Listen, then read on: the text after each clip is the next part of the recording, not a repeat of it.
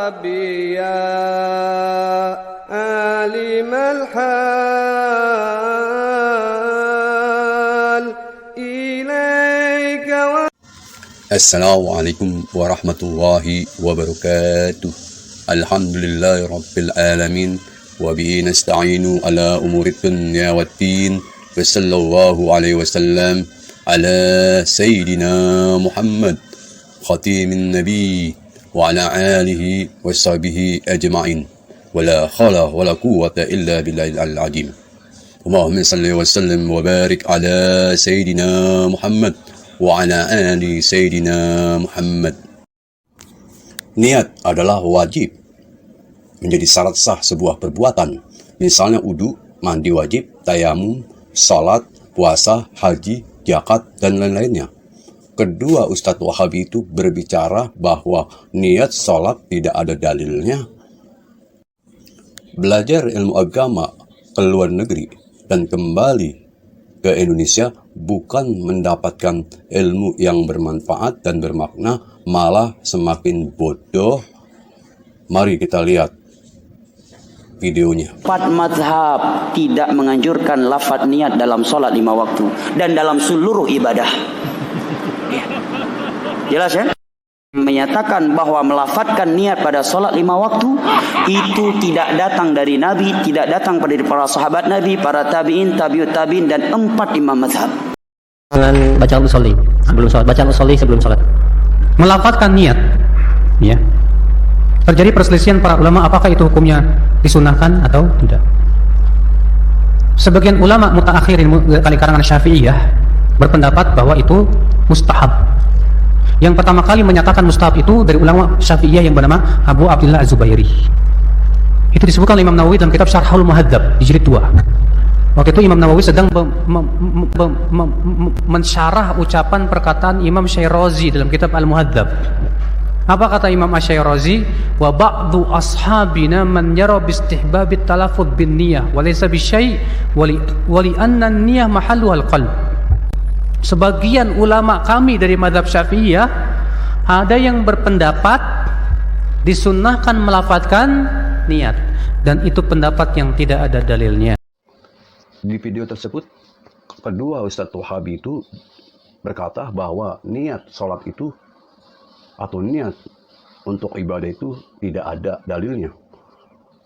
Dalil dalam niat itu diriwayatkan dari hadis yang disepakati kesahihannya oleh Imam Al-Bukhari, Imam Muslim, Abu Daud, At-Tirmidzi, An-Nasa'i, Ibnu Majah, dan Imam Ahmad. Baginda Rasulullah SAW bersabda, sesungguhnya sahnya amal-amal perbuatan adalah hanya bergantung kepada niatnya, dan sesungguhnya setiap orang hanya akan mendapat apa yang diniatkannya. Barang siapa hijrah adalah karena Allah Subhanahu wa Ta'ala dan Rasulnya, maka hijrahnya dicatat oleh Allah Subhanahu wa Ta'ala dan Rasulnya. Dan barang siapa hijrah karena untuk mendapat dunia atau menikahi wanita, maka hijrahnya adalah dicatat sesuai dengan tujuan hijrahnya tersebut. Ini kita jelaskan di dalam kitab Safinatun Najah, yaitu tentang rukun sholat. Dikatakan di dalam kitab Safinatun Najah, yaitu arkan sholati sab'ata asara, yaitu rukun sholat ada 17. Yang pertama niat, terus takbiratul ikram, mengucap Allahu Akbar, qiyamu alal qadiri, berdiri bagi yang mampu pada salat fardu, kemudian qiraatul fatihah, membaca fatihah, kemudian ruku, dan dzuluma niyatu fihi, tomanina, diam sejenak waktu ruku, i'tidal, yaitu i'tidal, berdiri setelah ruku, kemudian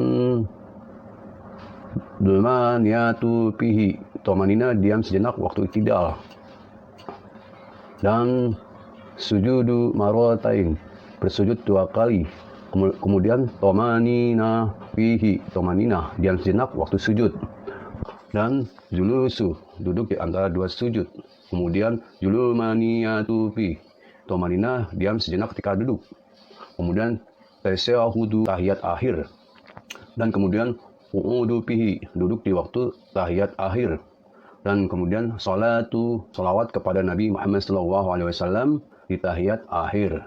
Kemudian salam, kemudian tertib. Kedua Ustadz Wahabi itu mempunyai ilmu hanya menempel di kepala saja, akan tetapi tidak bermanfaat dan tidak bermakna. Ilmu itu hanya dibuat untuk kesombongan. Kalau tidak tahu, jangan bicara, diam saja. Karena mereka gengsi dengan gelarnya, padahal hal itu menjadi aib buat dirinya sendiri. Semoga bermanfaat. Wabillahi taufiq wal hidayah. Wassalamualaikum warahmatullahi wabarakatuh.